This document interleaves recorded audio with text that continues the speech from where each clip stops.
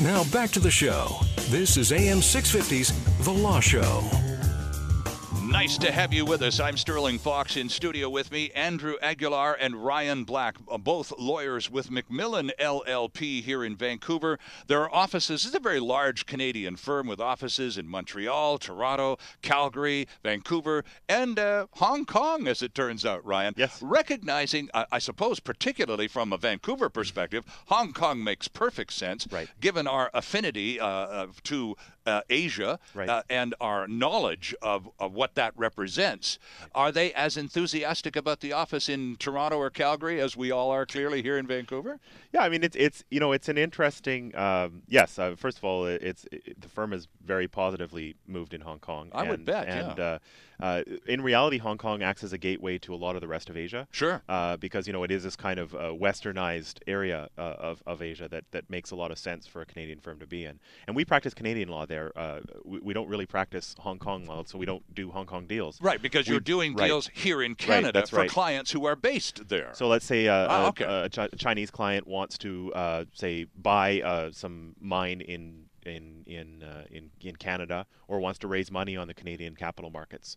We're well equipped to be a kind of a facilitator for that from Hong Kong into Canada. It makes it it makes a lot of sense that way. Does McMillan, Andrew, have an immigration component to it? Being a large corporate firm practicing all sorts of areas of law, is there an immigration section within McMillan? Yes, we do have people who practice immigration in the Vancouver office. I believe we have some people in the Toronto office who practice some immigration law. And it's not, we don't do general immigration as much as we do a lot of business immigration. If people need to bring in specific types of workers, that's something that we help people out with. And that's, I think, one of the things you aim for with a big practice, is if your clients need any type of law, that you're able to help them with that. And I think that's part of us. That's part of us providing those services in those ways. Well, and here we are we're up against public policy again. If you're working or representing companies in Canada who require the services of workers from abroad, suddenly now the government of Canada and certain Canadians are having issues with that, and now they're standing down on the numbers in some areas and restricting them completely in others. That again, talking about the fluidity of the law, Andrew, my gosh, the government is literally changing the law on the fly from day to day.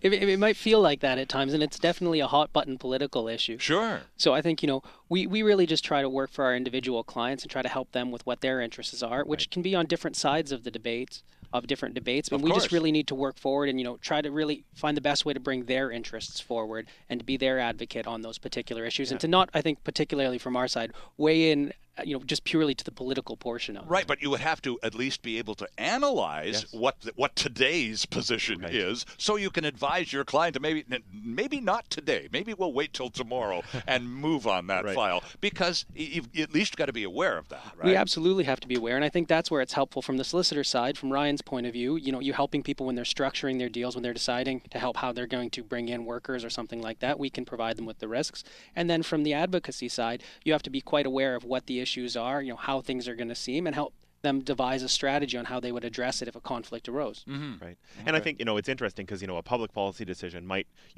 be intended to address certain, let's say, a temporary foreign worker or something like that.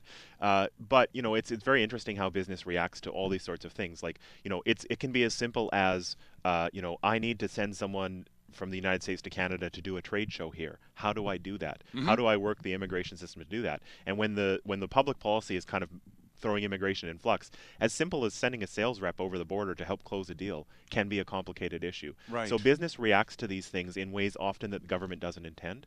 And that's where, on the solicitor side, we're frequently having to keep up on these issues in order to effectively provide, well, how do we, we have a trade show in a week. How do we get our guy in the border? Right. And there's a deadline here. That's right. So it's happening in the week whether or not the guy gets in the border. So how do we get him in the border? Right. And I guess these kind of urgent cases come up from time to time, right? Yeah, absolutely. Yeah, no, you have to be responsive and quick, and it's clients. It's like any other service industry. We are a service industry at heart, and our clients' needs range from the long-term 3-year fight someone, drag someone through court, 7-year appeal process, all the way to the I need something done tomorrow. We're talking about becoming a lawyer and the profession, the legal profession. So let's go back to your days of wanting to be a lawyer, law school, pre-law school. Right. And so you get into law school.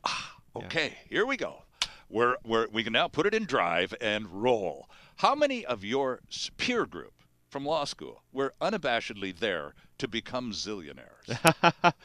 Fewer than I would have thought going in, if I have to be 100% honest. Oh yeah, I'd like you to be, because that's another myth. Yeah. You go to law school to get rich. Yeah. Full stop. Well, I think there's a general recognition in today's generations that there's certainly a lot more focus on today's generations on work-life balance than I think there was in the past. Good point.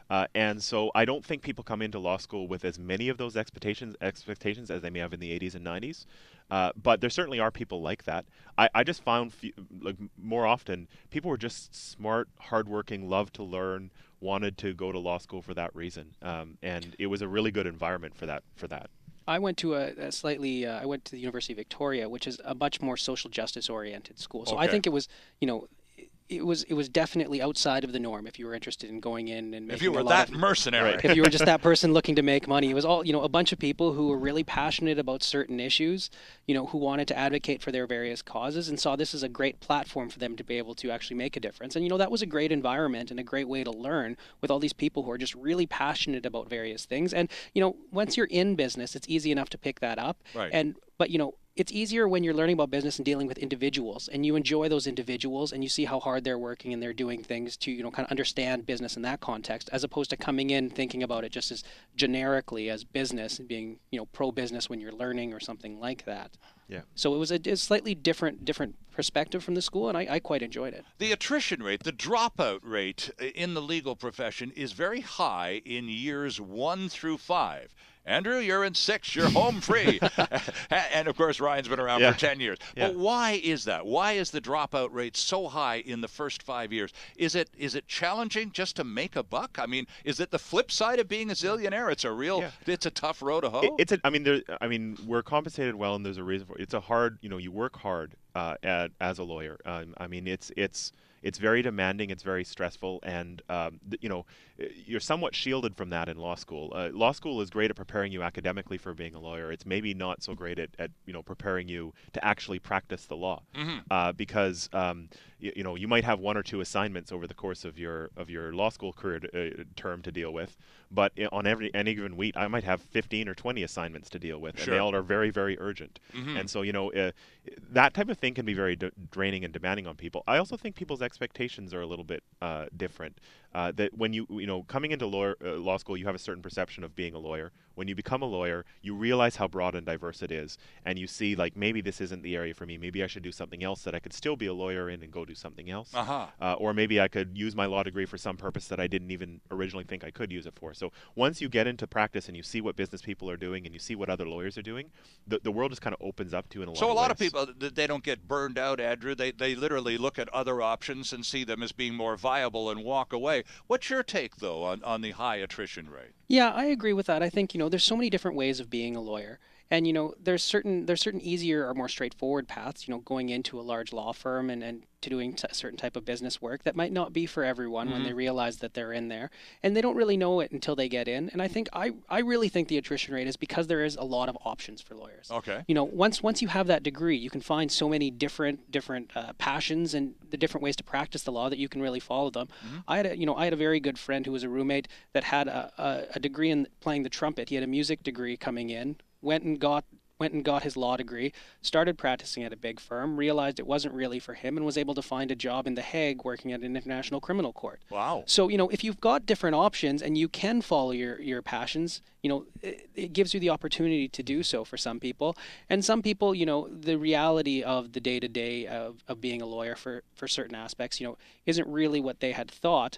So, if you're doing something you're just not happy with for a few years, and you're doing it, you're spending that much time doing it, it's easy to want to move away quickly. Need to take a quick break here, but just before we do, you both work for Macmillan, a very large national company with offices across Canada.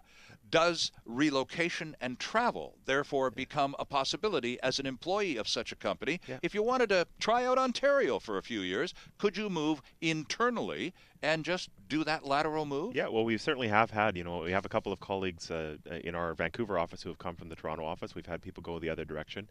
We've had people go from being a lawyer in another office to being a recruiter in our office. Oh, okay. There's just a lot of different, having a broad platform is advantageous in a lot of ways. It helps us with our clients. It helps you in your careers. And that's one of the ways it can certainly help you in your careers. Interesting stuff. We'll take a quick break. This is The Law Show on AM 650 with more still ahead. Stay with us. This is AM 650's The Law Show. There's more of the show still ahead.